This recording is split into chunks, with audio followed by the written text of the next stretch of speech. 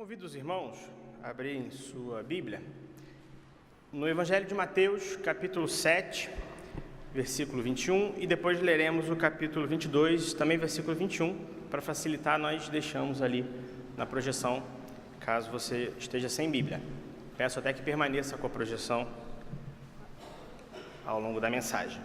A minha versão é a Bíblia Almeida 21, e a partir desses dois textos eu gostaria de, nessa noite, brevemente, refletir com vocês sobre alguns assuntos. Mateus 7,12 diz assim: Portanto, tudo o que quereis que os homens vos façam, fazei também a eles, porque esta é a lei dos profetas. E já Mateus 22:21 diz assim: Eles responderam: de César. Então ele disse: dai a César o que é de César, dai a Deus e a Deus o que é de Deus. A partir desses dois textos célebres da palavra de Deus, dos evangelhos, eu queria pensar com os irmãos sobre um tema que tem me incomodado bastante e sobre o qual eu tenho refletido nos últimos tempos. Acredito que também os irmãos têm se incomodado com esse assunto. Pois bem, nós vivemos num país assolado nos últimos meses, no último ano especificamente, com notícias desoladoras em relação à política, em relação àquilo que ocorre em Brasília, aquilo que ocorre no Palácio da Guanabara, o que ocorreu. E a partir dessas questões, todos nós temos certamente pensado sobre a nossa vida, sobre o nosso país, enfim, sobre aquilo que tem acontecido ao nosso redor. E, com certeza, os irmãos também estão transtornados e perplexos com tudo que temos visto. Pois bem, quando eu vejo alguma notícia sobre a nossa política, e eu tenho me esforçado para tentar, de forma equilibrada, entender o que está acontecendo e me posicionar em relação a isso, quando eu vejo essas situações, sempre uma pergunta me acomete, que é: o que eu tenho a ver com isso? O que eu, enquanto cristão, o que eu, enquanto atualmente ministro do Evangelho, o que eu, enquanto marido, tenho a ver com isso? O que nós, como evangélicos, temos a ver com isso?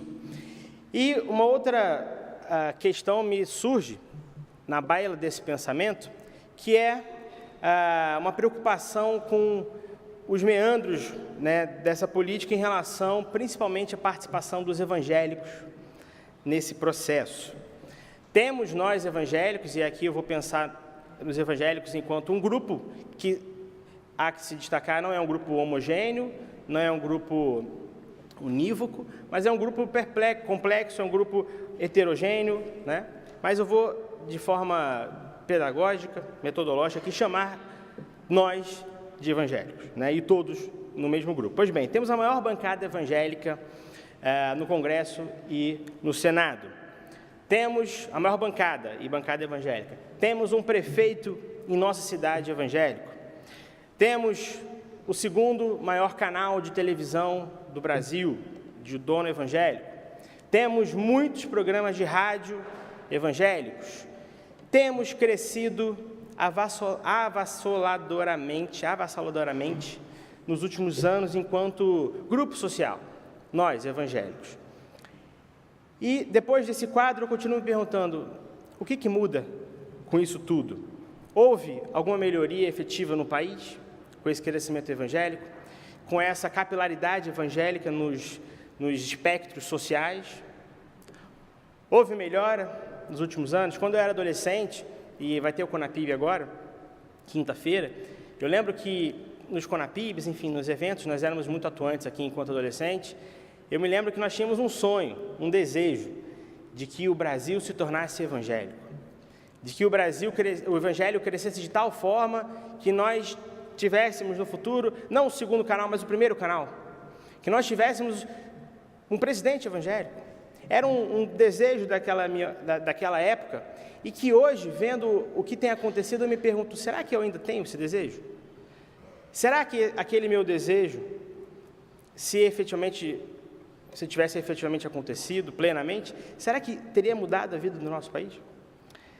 Pensando nisso, eu fico perplexo e eu quero pensar com os irmãos a respeito da nossa participação política, daquilo que a gente entende quanto participação política na sociedade a partir do Evangelho.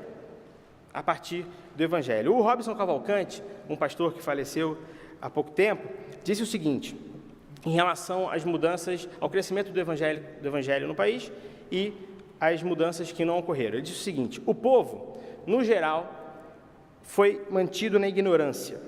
A política da igreja mundanizou-se, caciquismo, ou seja, os grandes caciques evangélicos, clientelismo e corporativismo. Surgiram líderes inescrupulosos e manipuladores. O povo evangélico foi transformado em massa de manobra e moeda de troca eleitoral. Busca-se uma vaga na corte de Herodes e de Constantino. Com essa conduta escandalosa e mundana, o avanço quantitativo dos protestantes está longe de significar o avanço do reino de Deus, mas sim a corrupção da igreja. Nesse contexto de patologia política, oramos e confiamos na providência divina. Que Deus nos livre de um presidente evangélico, disse o Robson Cavalcante na ocasião, em 2008. Que tipo de evangélicos, então, temos produzido no Brasil? De que tipo de cristãos temos produzido no Brasil, falando socialmente? Que tipo de lógica está por detrás da chamada bancada evangélica, que hoje é a maior bancada do Congresso? Se fosse um partido político, seria o terceiro maior partido do Brasil.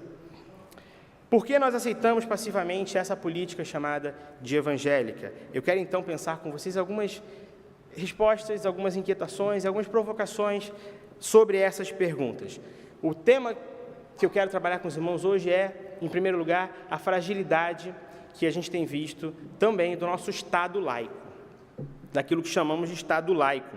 Porque a atuação evangélica na sociedade não significa, como vimos agora, melhoria de vida, como refletimos, mas muitas vezes somente na sede do poder e do domínio. Há um problema que eu diagnostico em relação à participação dos evangélicos socialmente e principalmente na política, que é uma mistura muito problemática, muito corrosiva e fonte de toda a corrupção, que é a mistura entre o privado e o político. Toda corrupção tem na sua fonte essa mistura. É a falta de entendimento do que separa o privado e o político. O privado é aquilo que nos circunscreve no âmbito caseiro, doméstico, aquilo que atravessa a nossa vida pessoal, é o âmbito privado, né?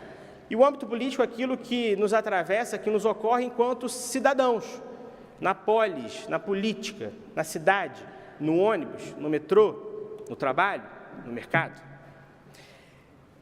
Quando eu disse que isso é a falta de entendimento da separação entre esses dois âmbitos, é a fonte de toda a corrupção, é porque quando vemos lá no jornal um político preso pela Lava Jato, o que vemos ali, na verdade, nada mais é do que esse mesmo sentimento, essa mesma lógica, porque aquele cidadão achou que o bem privado, bem político, era dele, poderia ser privado, e se apropria daquele bem para proveito próprio.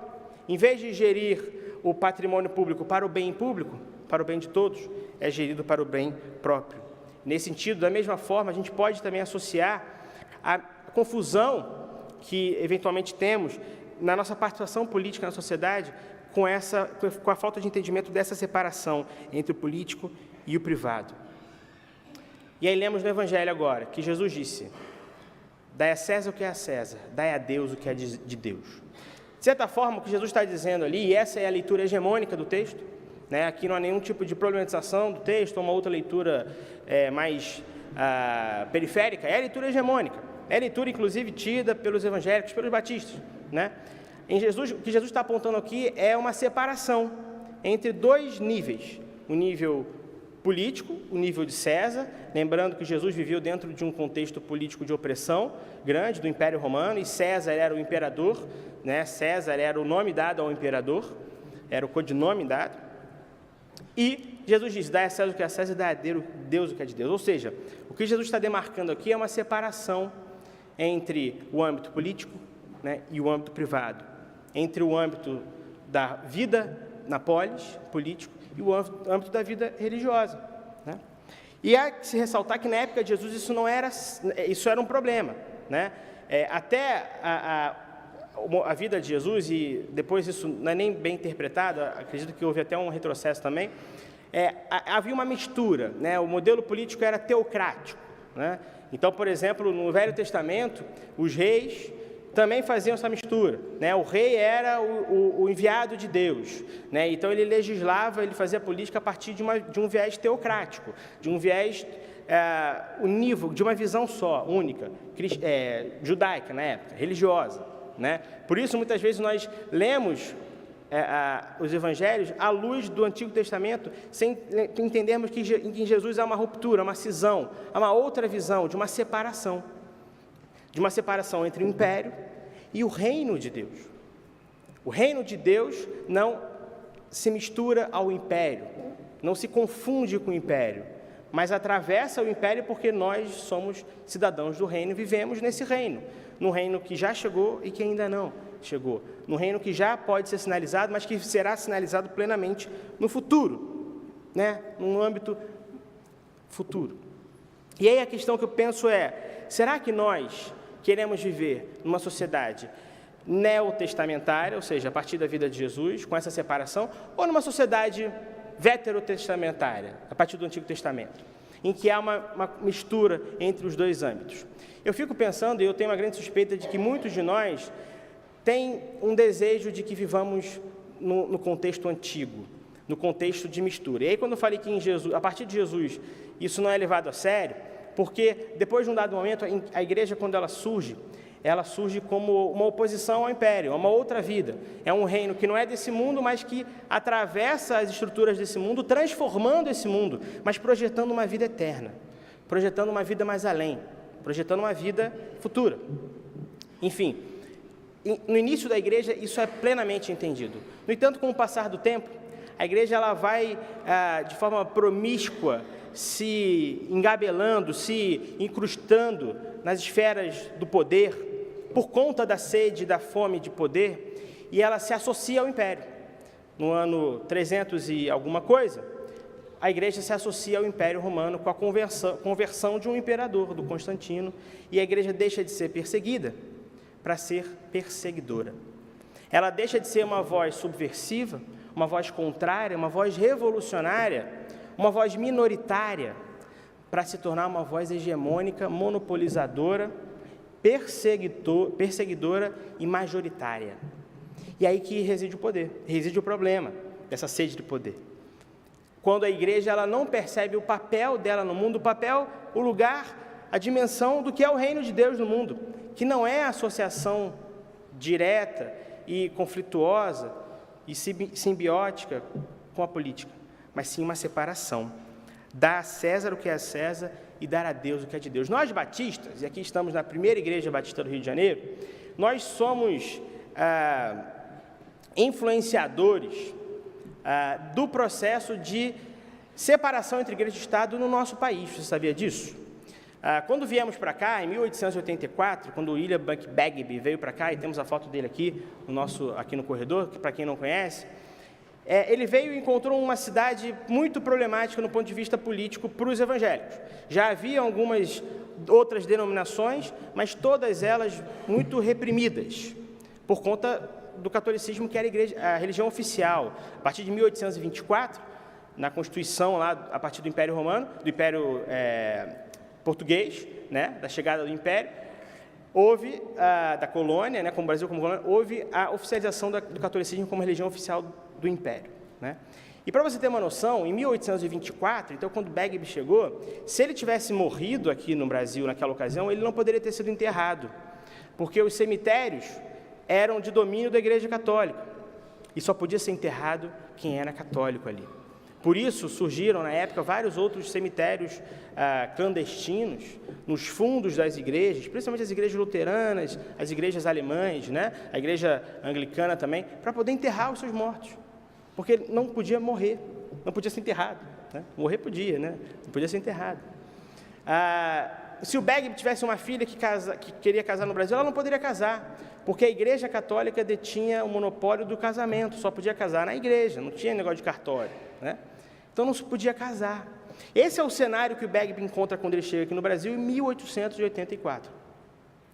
7 anos depois, 1891, na Constituição de 91, 1891, há então o início de um processo de separação, de liberdade de culto, ainda muito tênue, muito sutil, de liberdade de culto para as outras ordens, para os outros grupos, para as outras seitas. Nós, batistas, éramos uma seita na ocasião. E a partir disso, houve toda uma luta política dos nomes dos evangélicos, dos pastores, para efetivar essa separação, para efetivar esse processo de liberdade religiosa. O que eu quero dizer é, a liberdade religiosa é uma herança também evangélica, é um discurso evangélico. Muito provavelmente aqui nessa igreja, nos idos de 20 e 30, isso foi pregado, porque era conveniente também para nós, porque nós queríamos ter a liberdade de poder ir e vir, sem poder ser cerceado disso, afinal éramos minoria na ocasião, éramos fracos politicamente nesse sentido. Então nós batistas temos essa herança, essa história de separação, e muito por conta de dois princípios que nós temos em nossos princípios batistas. Se você for lá no site da convenção, você encontra isso. Com o princípio batista, nós temos um deles, absoluta consciência individual, ou seja, cada um de nós tem a liberdade de ter a sua própria consciência, a sua própria tem a capacidade de interpretar o texto sem um mediador, sem um pastor que diga é assim e acabou. Nós somos assim, nós somos democráticos por excelência, E também por uma consciência de liberdade acima de tudo, Tudo isso fruto da reforma, da reforma protestante lá em 1500, Enfim. Estou contando um pouco de história aqui, não é aula não, mas é só para a gente entender um pouco do contexto. Porque quando a gente entende a história, a gente entende melhor o presente. Quando a gente entende o passado, a gente entende melhor o que está acontecendo aqui agora, hoje, no Brasil, em Brasília e no Palácio da Guanabara, em Laranjeiras. Nós somos, como batistas, então, importantes nesse processo histórico de laicização, de Estado laico. Então, o que seria o Estado laico que eu tanto tenho falado aqui? Não é um Estado secular. Eu vejo muitos cristãos defendendo, criticando a ideia do Estado laico. O que é o Estado laico? Nada mais é do que uma dimensão política onde haja liverdade de culto para todo e qualquer credo. Que haja liberdade, a capacidade das pessoas viverem de forma livre do jeito que elas quiserem viver, sem que o Estado diga não pode, porque o Estado há pouco tempo dizia não pode. Nós aqui seríamos subversivos, nós não viríamos facilmente para a igreja. O cenário mudou, O cenário mudou. Hoje em dia, nós evangélicos temos, como eu já disse, canal de televisão, programa de rádio, político nos representando, um prefeito na nossa cidade. Só que eu percebo, e o que eu quero bater aqui bastante, enfatizar, melhor dizendo, é que por trás um pouco desse crescimento, há um pouco essa lógica, essa falta de entendimento de uma separação entre o que eu creio e o que deve ser a vida na cidade, a vida política, Entre o que eu creio, o que eu penso como minha religião e o que o outro deve viver. E nós batistas temos até reverberado também esse pensamento. Essa luta por separação que houve quando chegamos aqui, ela se transforma numa adequação, numa acomodação ao discurso dominante agora, que nos favorece. Eu fico pensando se o prefeito da nossa cidade não fosse evangélico, fosse um bandista, e ele fosse simpatizante daqueles que são bandistas e trouxesse eles para serem secretários, e que ele não fosse nas atividades evangélicas, porque ele é um bandista, e que ele favorecesse cultos umbandistas nos espaços políticos, como tem acontecido. O problema aqui que eu estou apontando não é uma crítica pontual, específica a uma pessoa, não é, mas sim uma lógica que está por detrás e é hegemônica nos evangélicos, em nós e neles. Eles só fazem isso porque nós permitimos. Eles só agem dessa forma porque nós, evangélicos, permitimos que eles façam isso. E aí eu fico pensando, a partir do texto que a gente leu em Mateus 7, 21, que é o princípio básico, talvez a grande máxima ética evangélica, que é, faça ao outro o que você gostaria que fosse feito a você. Isso é básico. E em Jesus, essa frase não é uma frase simplesmente original de Jesus, com um princípio, ela já era bem antiga, mas ela era antiga numa outra dimensão, ela era negativa, era não faça aos outros o que você não gostaria que fizesse a você. E Jesus inverte dizendo, faça o outro. É um imperativo ético. Aqui reside um princípio de alteridade. Alteridade é uma ideia que subentende que eu me coloco no lugar do outro. Se fosse comigo, como que eu gostaria que fosse feito, que fosse organizado isso, né? Nesse sentido, eu fico pensando no modelo político que nós queremos implantar no nosso país. Naquilo que reside na sua cabeça, na minha cabeça, quando pensamos no reino de Deus, na sinalização do reino de Deus na terra, na transformação do mundo, no ser sal da terra e luz do mundo. Porque o reino de Deus, ele não tem só uma dimensão espiritual, ele tem também uma dimensão humana, uma dimensão concreta, material. Ele já chegou também. Ele não só ainda vai vir, mas ele já está sinalizado, ele já consegue observá-lo no nosso meio, ainda que ele não tenha vindo plenamente. Mas o reino de Deus, quando o reino de Deus se instaura no nosso meio, não há a supressão das diferenças, mas há a superação da intolerância. Porque uma coisa nós queremos viver em paz com iguais. Outra coisa nós conseguirmos vivermos em paz com diferentes.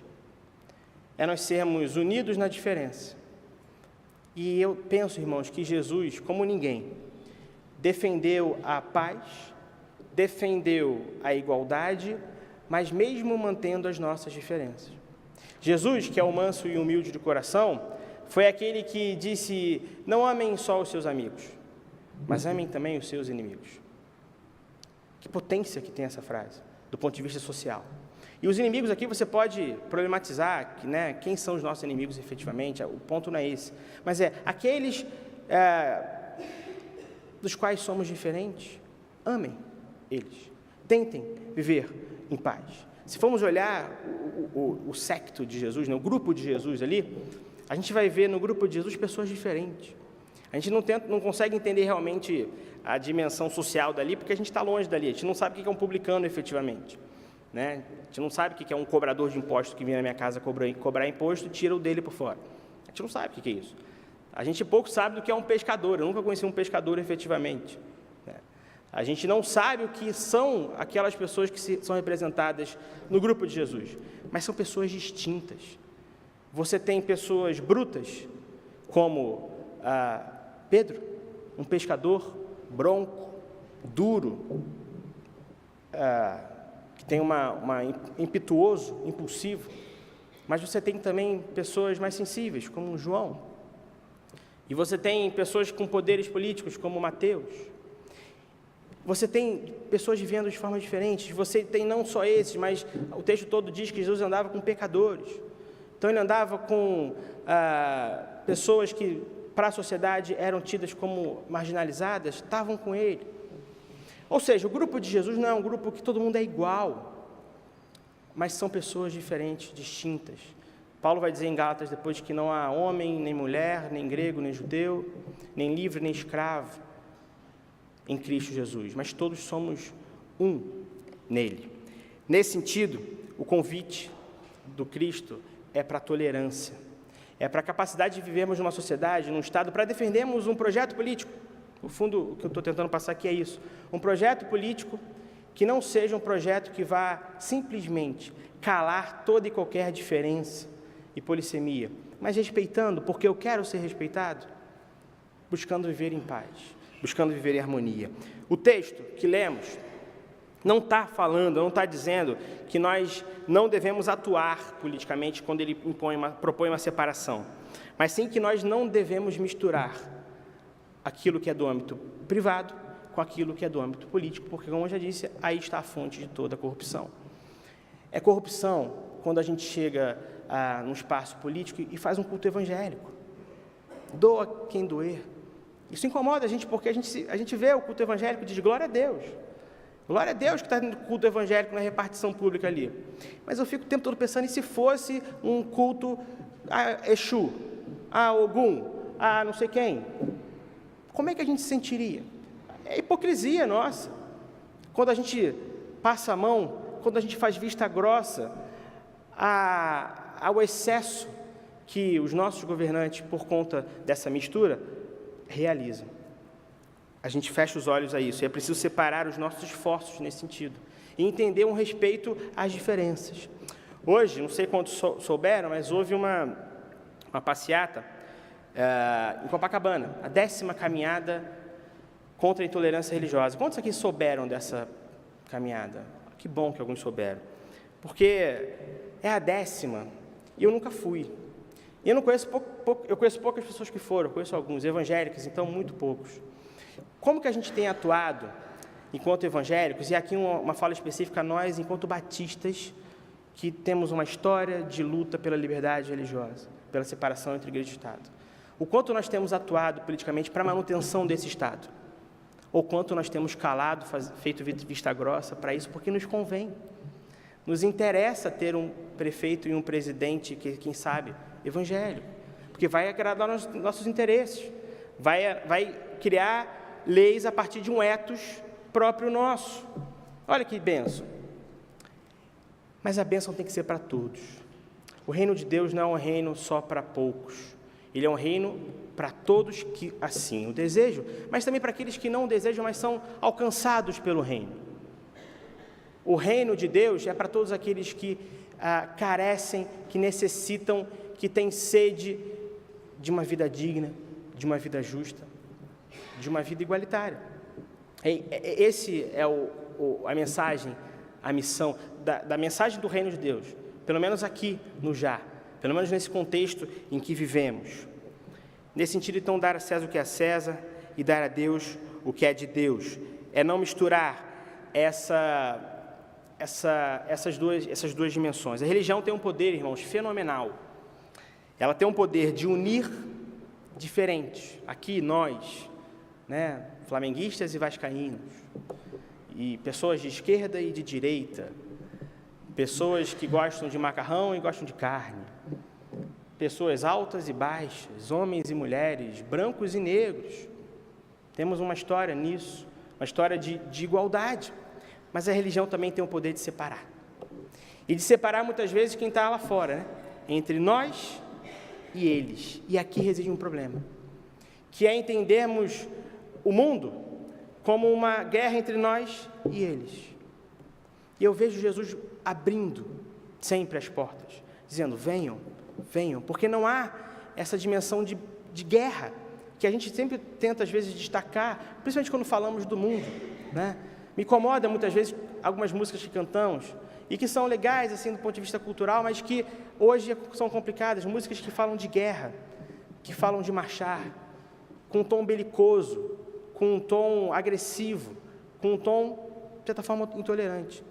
E que tem o seu lugar cultural na nossa religião. Tem o seu lugar na história de Davi, na história do povo, mas, como eu disse, que em Jesus há uma cisão, em Jesus há uma separação, há uma outra forma de se fazer. A religião tem esse poder de unir e de separar, ela tem o poder de salvar, mas também de matar, de ferir, de magoar aqueles que nós decidimos que estão lá fora, aqueles que decidimos que são piores do que nós, aqueles que decidimos que não fazem parte do nosso grupo de selecionados, de seletos. Eu fico pensando no quanto que Jesus enfatiza. Jesus, ele é foi uma pessoa tolerante, assim, com mansidão no seu olhar sempre, Mas se teve um grupo que Jesus foi mais enfático, mais veemente, eu estou tomando muito cuidado com as palavras aqui, se teve um grupo que Jesus foi mais insidioso, foi com o seu próprio grupo, foi com os religiosos do grupo do qual ele fazia parte. Jesus chuta o pau da barraca da sinagoga, da igreja dele, não é da igreja do outro, como temos visto. Semana passada vimos, são 7 terreiros de Umbanda quebrados em Nova Iguaçu, em 2 meses. 7 terreiros, se fossem igrejas. O que está por detrás dessa lógica de guerra? Jesus, ele traz a paz, ele traz o discurso de acolhimento, o discurso não de passar a mão na cabeça do erro do outro, mas não cabe a mim dizer o que o outro tem que fazer de certo ou de errado, do ponto de vista social, se ele não quiser fazer o certo ou errado. O convite do Evangelho é um convite para testemunharmos daquilo que Deus tem feito em nossa vida. E não de ficar tacando pedra na mulher adúltera. Porque quem não tem pecado, que atire a primeira pedra. Como precisamos ouvir isso? Eu vejo muitos irmãos com um ímpeto de exortação enorme, mas com pouco ímpeto de misericórdia, né? Dentro dos frutos do Espírito, o mais desejado é o da exortação. O que eu vejo não está no gibi, de gente que aponta dedo. E porque a Bíblia diz, e porque está escrito. Jesus ouviu muito isso também dos religiosos do tempo dele, mas ele disse, quando não se podia curar o sábado, dos maiores valores do tempo de Jesus era o sábado, né? A guarda do sábado é até hoje, para os judeus. Jesus disse, mas o que foi feito primeiro, o sábado ou o homem? É o homem que foi feito para o sábado ou o sábado para o homem? Vamos curar o homem, sim. Essas regras religiosas, elas são vazias em si mesmas, quando elas não redirecionam para a dignidade da vida humana, para o valor da vida humana, para o valor do outro, e seja o outro qual for. O problema é que a gente vai selecionando, pecadinho e pecadão, né? Eu não tenho pecado, pecado tem ele, o cara que está no bar ali na esquina enchendo a cara, ele tem pecado, eu não tenho. Tem pecado aquele que é o homossexual, e que é o grande samaritano do nosso tempo, para nós evangélicos, né? Como que a gente gasta tempo e energia crucificando esse grupo social? E sem entrar no mérito do grupo social aqui ou não, mas é pensar qual é o lugar da crítica evangélica, ou da crítica até do texto bíblico, para esse grupo em relação à acusação dos mentirosos, à recriminação dos caluniadores, dos omissos, dos não hospitaleiros, dos não misericordiosos, dos que não dão lugar à viúva. Qual é o lugar? É uma questão política, ideológica, a gente fica o tempo todo só focando num grupo, e esse grupo está lá fora, não consegue entrar porque não vê acolhimento, porque não é amado, porque só vê dedo apontando. É a mulher adúltera do nosso tempo. Eu vejo Jesus dizendo, quem não tem pecado, que atire a primeira pedra. Para todos esses que temos escolhidos como fora e que queremos, num projeto político de dominação, de poder, deixar de fora do reino de Deus, da cidade de Deus que estamos construindo. Já encerrando, precisamos de uma igreja mais humana, de uma igreja que olhe e entenda que a vida vale muito para Deus, a vida qual for. A vida do ladrão da cruz vale muito para Deus. E aquele ladrão da cruz você não sabe, mas ele fez muita coisa errada, porque para estar na cruz era o pior dos bandidos possíveis. Jesus estava na cruz, né? E estava na cruz porque sabemos de toda a história, mas a gente não pensa que o bandido do lado era o pior ser possível segundo o olhar da sociedade. E Jesus olha para ele e diz, hoje você vai estar comigo no paraíso. Hoje. Precisamos de uma igreja que enxergue com olhos humanos o morador de rua e enxergue antes a sua fome do que sua alma perdida. Que enxergue o ladrão e veja nesse ladrão, seja ele qual for, no trombadinha que rouba o celular na Praça Sans Pena e que dá vontade de dar um tapa nele, de linchar, a vontade dá. A gente é humano. Mas o problema é quando isso se torna legítimo, quando o linchamento público se torna legítimo, se torna quase que política de Estado, proposta política de Estado, olho por olho, dente por dente.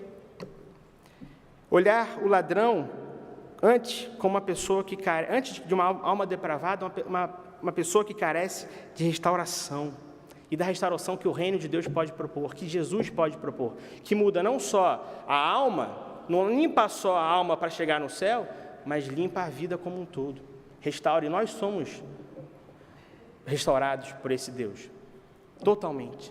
A restauração de Deus é plena na nossa vida. Enfim, temos que olhar para aqueles que sofrem qualquer injustiça, e olhar para eles, antes de olhar moralmente se eles merecem ou não, olhar o choro, a dor e a necessidade de acolhimento. Por fim, o princípio do Estado laico pode ser entendido para nós, só pode ser entendido por nós, quando colocamos em prática aquela regra que vimos, a chamada regra de ouro. Faça ao outro o que você gostaria que fizesse a você. É um princípio de alteridade. Não tem como ser cristão se você não se colocar no lugar do outro. Sempre. Entender o que eu gostaria que fosse feito para mim. Como que eu gostaria de ser tratado pelo prefeito, pelo presidente, pelas leis que me cercam. Se eu não fosse maioria como somos, e não somos numericamente ainda a maioria, mas ativamente somos, há mais evangélicos políticos do que católicos políticos, apesar dos católicos serem em maior número. Somos mais ativos, as igrejas evangélicas estão mais cheias do que as católicas, apesar do número de católicos serem maior. Enfim, nós somos maioria religiosa. E só vamos entender o que é ser cristão quando entendemos a máxima da regra, chamada regra de ouro, que é faça ao outro o que eu gostaria que fizesse a você. A religião pode salvar o mundo. A religião cristã tem esse poder de transformar não só a alma do indivíduo, mas também o entorno da vida enquanto aqui estamos. Sempre, claro, apontando para uma vida eterna, que é a nossa esperança, que é a nossa fé. Mas a vida, o reino de Deus já começa aqui. O reino de Deus, o que é então o reino de Deus, se não uma dimensão quase que utópica, né? Que dificilmente se efetiva e se efetivará plenamente somente na eternidade. É uma dimensão onde as diferenças não são apagadas, mas são superadas e a gente caminha junto. Em Isaías 11:6 diz assim, e um texto profético falando do reino, já estou terminando: o lobo viverá com o cordeiro, o leopardo se deitará com um bode, o bezerro, o leão e o novilho gordo pastarão juntos, e uma criança os guiará. Eu adoro esse texto, já li algumas vezes aqui. O lobo vai viver com o cordeiro. Os diferentes, um lobo não vive com o cordeiro, o lobo ele come o cordeiro. Mas eles vão viver juntos. O leopardo vai se deitar com o bode, o bezerro, o leão e o novilho gordo pastarão juntos, e uma criança vai nos guiar. E eu, particularmente, tenho uma perspectiva do Evangelho a partir da criança, entendo a potência dessa ideia como o que é o reino de Deus a partir do entendimento de Jesus. É uma criança guiando os diferentes, os raivosos, os que se odeiam, que andam juntos e que superam as suas diferenças, em nome do reino de Deus. E uma criança guiando. Isso é o reino de Deus. Jesus disse lá para Nicodemos, não se pode entrar no reino de Deus se você não se converter, não nascer de novo, né? Não voltar, mas como assim voltar ao seio da minha mãe? Não, viver uma nova vida, começar de novo, abrindo mão do meu orgulho, da minha soberba, do meu sentimento de superioridade. Eu sou melhor, eu não peco, eu não bebo, eu não fumo, eu não traio, eu não minto, eu não vou no jogo no domingo, vou na igreja, eu vou na IBD, eu dou o dízimo, eu sou evangélico. Jesus está dizendo, você é evangélico, né? Vocês todos têm que nascer de novo. Se não nascer de novo, não se pode entrar no reino de Deus.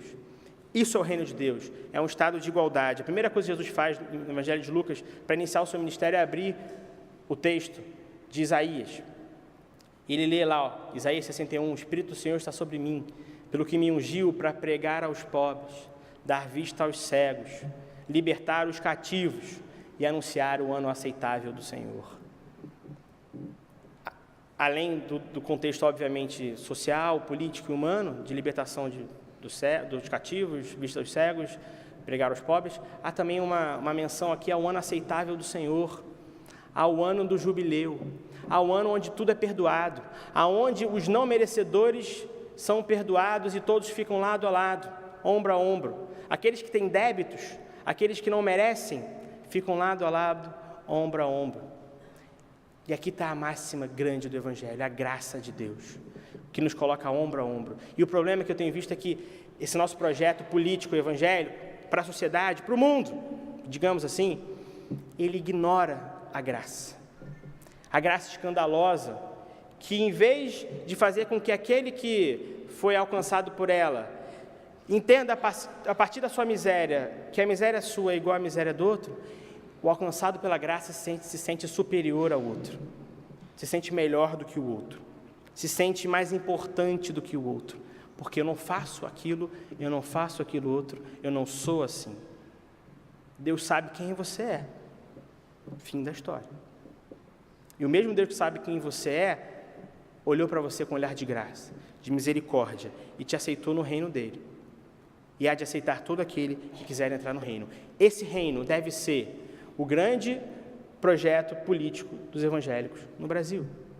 Um reino que acolhe, E que dentro de um processo na vida das pessoas, e é assim conosco também, as pessoas são transformadas. Porque ninguém é transformado da noite para o dia. Ou melhor, Deus pode transformar, mas é um processo que faz com que nós possamos efetivamente sermos transformados. Foi assim com a gente, não foi? Foi. E é assim com todas as pessoas. Precisamos, então, lembrar da graça. E que a graça seja o grande projeto político de nós, evangélicos, no Brasil. Essa graça que entende que nós somos pequenos. Nós somos pequenos. Nós somos pequenos como crianças. Porque a criança não faz diferença. A criança não olha para o outro que é diferente dela, separando. Ela começa a fazer isso depois de um tempo, porque ela convive com a gente, com os adultos. Mas a criança natural, ela acolhe. Pode estar sujo, pode ser um mendigo sujo, fedendo. A criança acolhe, está lá. Eu vejo isso todo domingo aqui. Todo domingo. A criança, ela tem essa capacidade de olhar primeiro a vida e depois as diferenças. E depois o que nos separa. Que tenhamos um projeto político, evangélico, para o mundo. Um projeto de evangelização, que está em questão aqui é isso. Teremos agora, mês que vem, a campanha de missões. Queremos o quê? Levar o evangelho, levar Jesus, mas que tipo de mensagem? De uma mensagem que suprime toda a diferença? Que passa por cima de toda a diferença porque nos convém, mas que se fosse conosco nós não gostaríamos? Ou uma mensagem que dá a liberdade para o indivíduo escolher, porque acolhe, porque em primeiro lugar olha com graça, com amor, com misericórdia. O mundo quer olhar para nós, igreja, como agente de amor, agente da paz, agente da justiça. Que Deus nos abençoe.